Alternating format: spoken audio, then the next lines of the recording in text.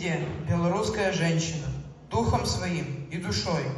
Сколько тепла и заботы поместится, только в тебе лишь одной. На сцене танцевальный ансамбль «Мара».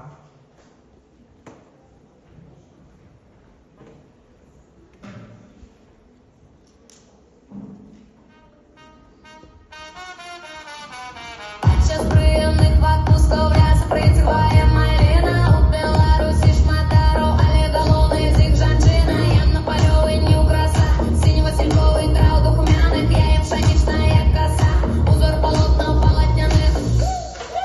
Життєвий сенс, йому свята, частинка дел світобудови.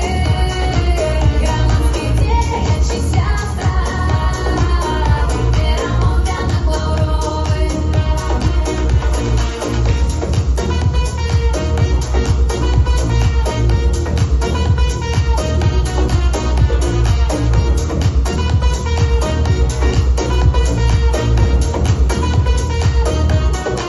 Хто країни, хто на Римоста, сердце и жадание виконався.